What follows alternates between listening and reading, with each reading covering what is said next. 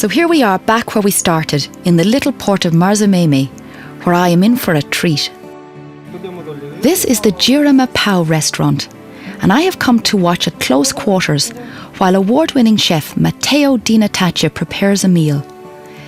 Matteo is famous for saying that no dish should ever require more than 10 ingredients, and all the produce he uses is local.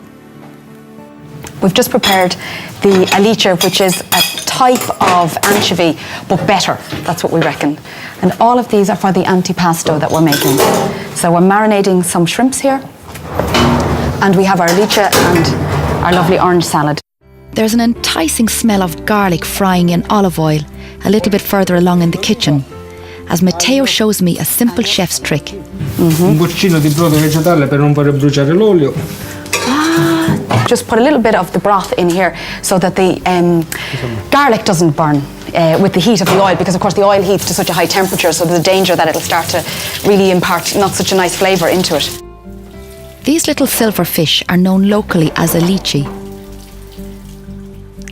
They won't be spending long in the pan, but while they are still there, they'll be getting a quick splash of white wine.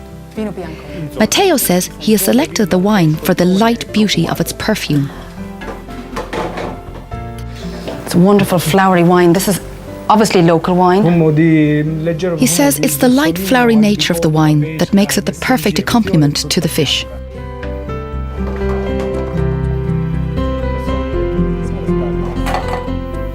This is the tartare of shrimp, and you can see already it's beginning to cook, and that's because the lemon juice was put on it, so that's sealing it all in. And then we have oranges, which are chopped up and run through it, which will work really, really well with this. So I'm looking forward to tasting that. And then of course it's finished with extra virgin olive oil, as one would expect.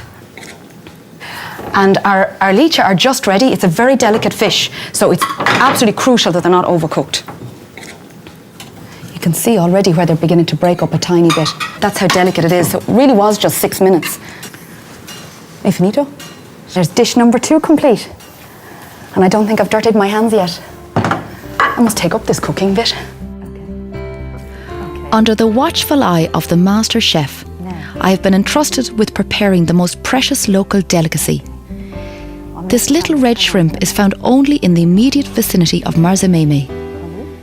After the briefest immersion in lemon juice, it will be served raw, so it is very important that I clean it properly. Perfetto. Okay.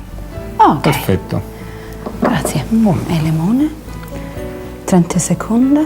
Perfetto. Oh, yes, Inizia you a can cambiare. see the colour change now. It really is just 30 seconds in lemon juice, and when they begin to whiten a little bit, they are ready, and they're just so fine that we don't need anything else with them except a little bit of extra virgin olive oil. È molto interessante. As the antipasti are taken out to the lucky diners, it's time to get on with the main course, using the delicious pecchino tomatoes that we saw growing this morning. They are skinned tomatoes, and they're those wonderful sweet cherry tomatoes. And by breaking them down, they are exploding into the sauce. So in go the shrimp here. E facciamo completare. Perfetto.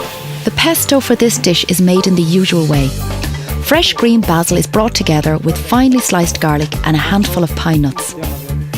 He gives it all a good chop, but then, in place of the usual parmesan, he is using local Sicilian formaggio.